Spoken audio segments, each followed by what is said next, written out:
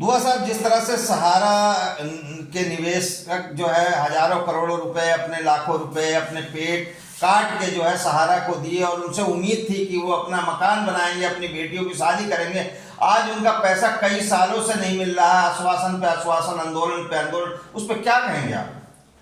Journalist महोदय, आप तमाम चैनलों को मैं अभिनंदन करता हूं और मैं कहना चाहता हूं कि जनता हमेशा गुलाम रही है, जनता हमेशा शोषित और द्रवित रही है, उसको हमेशा गरीब बना के रखा गया है, अशिक्षित बना के रखा गया है, स्वास्थ्य के नाम पे उसको जो है बीमार करके रखा गया है, हर तरह से तोड़ तोड़ करके रखा गया। और इसलिए रखा गया सरकार ने कि उनकी जो मंशा होती है कि अगर ये गरीब नहीं रहेंगे तो फिर ये हमारे सर पे चढ़ के बोलेंगे, इसलिए गरीबों का हमेशा शोषण होता रहा है। ये जो आप जो है सहारा की बात कर रहे हैं, सहारा ने जनता को खूब लूटा और खूब एरोप्लेन उठाया, बड़े बड़े बिल्डिंगें बनाया, बहुत सारे करोड़ों अरबों रुपया कमाया।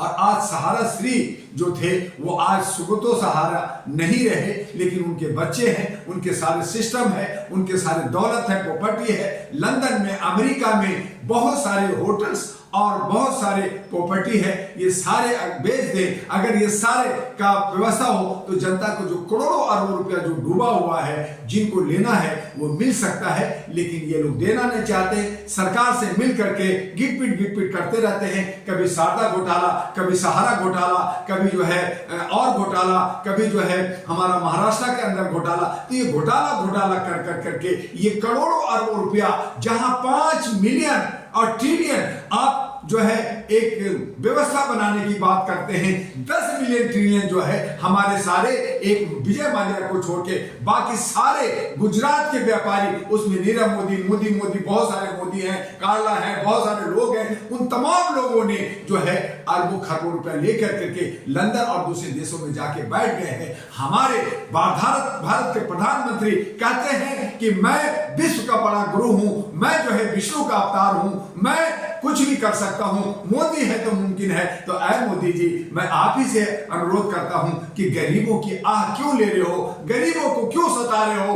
गरीबों का हक अधिकार, उसके रोटी का पैसा, थोड़े थोड़े पैसे, 1-1, 2-2 रुपया जोड़ कर करके अपने परिवार को, अपने बच्चों को एजुकेशन देना चाहते हैं, पढ़ाना चाहते हैं, सुरक्षित रहना चाहते हैं, एक छोटा सा घर बनाना चाहते हैं, अपनी रोटी कपड़ा मकान की व्यवस्था करना चाहते हैं। उस पे जो इन लोगों ने, कारपोरेट लोगों ने जो डाका डाला है, हमारे आपके सरकार ने भी डाका डाला है। हमारे पेंशनधारियों को पेंशन नहीं दे रहे, हमारा जो है पैसा जो हमने इन्वेस्ट किया था, हमें जो लॉलीपॉप दिया गया, हमें जो रास्ता दिया गया कि हम आपके 1 रुपया का 10 रुपया कर देंगे, हम आपको सहारा देंगे, वो तमाम लोग जो है हमें लूटा है। तो उसकी व्यवस्था, उसकी सुरक्षा और उसका जो है देख रेख करने का जिम्मेदारी किस पे आता है? हमारे जनप्रतिनिधि पे आता है, हमारे सरकार पे आता है। और सरकार को चाहिए कि ऐसे तमाम लोगों को पकड़ कर करके उनके से उगाही कर करके और हमारी जनता का जो पैसा है वो दिला दे। लेकिन सरकार कहीं ना कहीं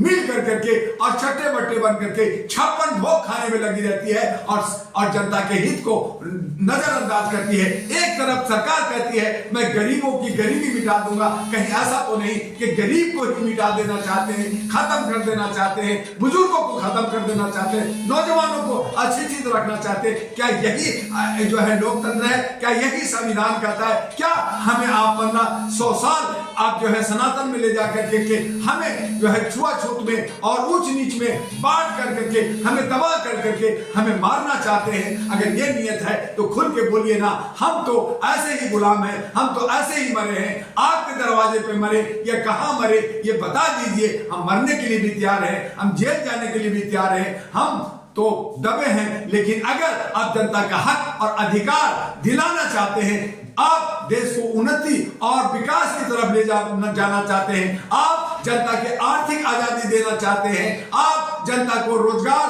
और शिक्षा, स्वास्थ्य और सुरक्षा देना चाहते हैं, और आप विश्व में महान गुरु बने, हमारे देश को सोने की चिड़िया बनाए, तो आप हमारे ये जो सहारा का जो पैसा डूबा हुआ है, हमारा जो शारदा घोटाले में पैसा डूबा हुआ है, हमारा जो पेंशन जो नहीं मिला है, ये सब की व्यवस्था कर दीजिए। आपका जय हो करेंगे। हमारी जनता आपका जय हो करेगा। आप एक बार नहीं, आप 10 बार प्रधानमंत्री रहिए, आजीवन प्रधानमंत्री रहिए, आजीवन आप लोग राज कीजिए, लेकिन जनता को सुख और समृद्धि देना आपका ड्यूटी है और ये ड्यूटी आपको निभाना होगा। नहीं तो हम लोग सड़कों पे धरना प्रदर्शन और आवाज देंगे, और जहां आप लठ मारेंगे, जहां हमें गोली मारेंगे, हम उसे भी खाने के लिए तैयार हैं। दुआ साहब, मैं ये कह रहा हूँ, एक सोसाइटी, एक कमेटी, एक कोऑपरेटिव अगर आप बनाते हैं तो उसकी परमिशन जो है रिजर्व बैंक से, सरकार से, गृह मंत्रालय सबसे लिया जाता है।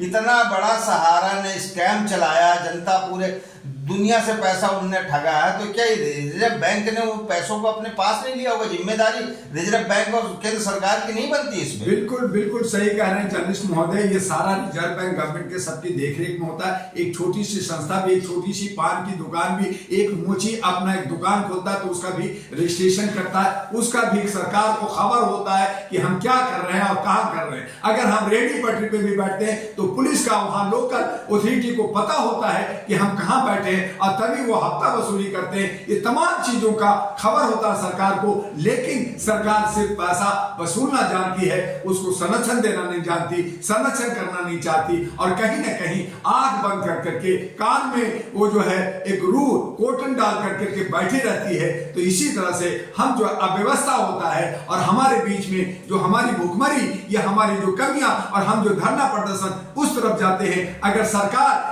अच्छा नियत हो, अगर नौकर साहब अच्छे नियत से काम करें, अगर ये जो सारे जो अथॉरिटी है, चाहे वो रिजर्व बैंक है, चाहे न्यायालय है, चाहे सिक्योरिटी है, चाहे हमारे विधायिका है, कार्यपालिका है, न्यायपालिका है, ये सब लोग अपने स्पर्धता के साथ और ईमानदारी के साथ अगर काम करें तो कोई समस्या ही नहीं होगी। लेकिन ये नहीं